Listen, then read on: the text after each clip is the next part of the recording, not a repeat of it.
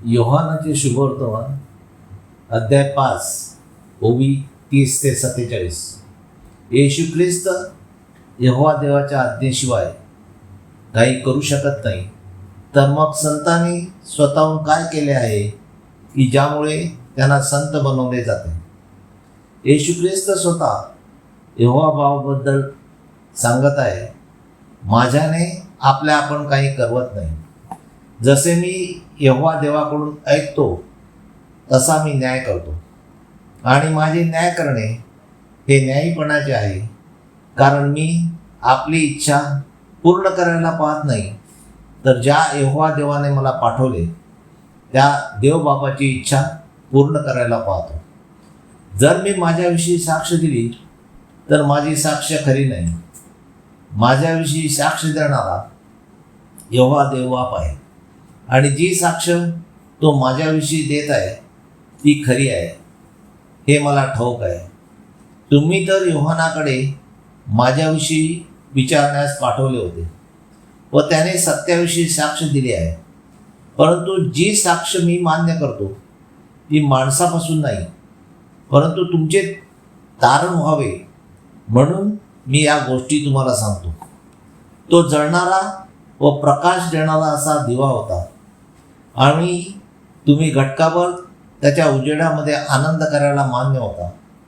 परंतु मला जी साक्ष आहे ती योहानाच्या साक्षीपेक्षा मोठी आहे, कारण जी कामे पूर्ण करायला यहोवा बापाने मला दिली आहेत, म्हणजे जी कामे मी करीत आहे तीच माझ्याविषयी साक्ष देतात की यहोवा बापाने मला पाठवले आहे.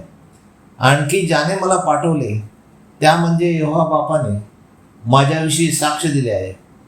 तुम्ही त्याची वाणी कधीही ऐकली नाही किंवा त्याचे स्वरूपही पाहिले नाही, आणि त्याचा शब्द तुम्हामध्ये राहत नाही, कारण यहोवा देवाने मला पाठवले आहे त्यावर तुम्ही विश्वास ठेवत नाही. तुम्ही शास्त्रलेख शोधून पाहता, कारण त्यामध्ये तुम्हाला सर्व काळचे जीवन आहे असे तुम्हाला वाटते, आणि तेच तर माझ्याविषयी साक्ष देणारे आहे. तरी तुम्ही जीवन मिळवण्यासाठी माझ्याकडे येण्यास इच्छित नाही. यहुदी लोक येशू ख्रिस्ताचा द्वेष का करतात त्याचे खरे कारण येशू ख्रिस्त सांगतो. येशू ख्रिस्त म्हणतो, मी माणसापासून गौरव घेत नाही, परंतु मी तुम्हाला ओळखतो की तुम्ही यहोवा देवाची प्रीती नाही. मी तर माझ्या यहोवा बापाच्या नावाने आलो आहे, आणि तुम्ही मला अंगीकारित नाही. परंतु माझ्या जागी तुमच्याजवळ स्वतःच्या नावाने कोणी आला असता तर त्याला तुम्ही अंगीकारले असते, कारण ते स्वतःचा गौरव करून घेतात, जसे तुम्ही एकमेकापासून गौरव करून घेता. परंतु जो एकच खरा देव त्याच्यापासून गौरव मिळवायला झटत नाही. तर तुमच्याने विश्वास कसा धरवेल, कारण तुम्ही एकाच यहोवा देवाला भजत नाही.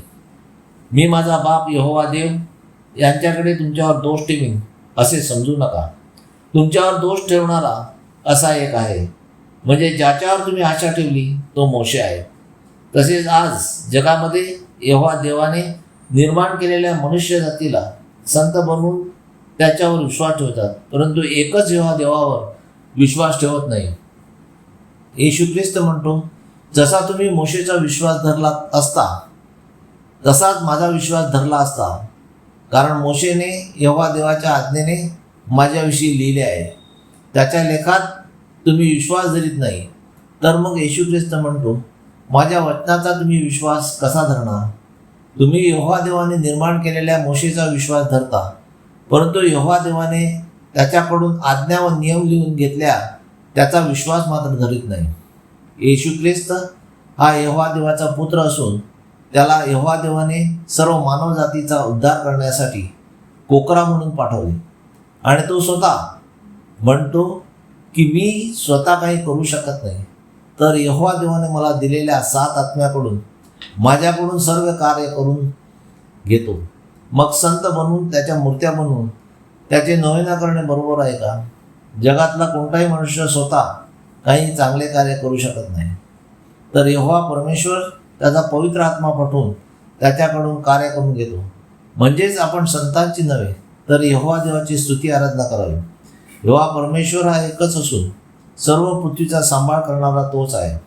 योहान येशू ख्रिस्ताविषयी साक्ष देतो, तो प्रकाश देणारा दिवा आहे. वरील गोष्टीवरून आपल्याला लक्षात येईल, सर्व काही करणारा किंवा करून घेणारा हा एकच यहोवा परमेश्वर आहे. म्हणून त्याने दिलेल्या आज्ञा व नियम पाळून आपण त्याला भजूया. आपल्या सर्व चिंता दूर करून तो आपल्या सर्व मागण्या मान्य करेल. हालेलुया, आमेन. यहोवा देवाचा सेवक Anthony John Pereira, Pereira builders. Praise God.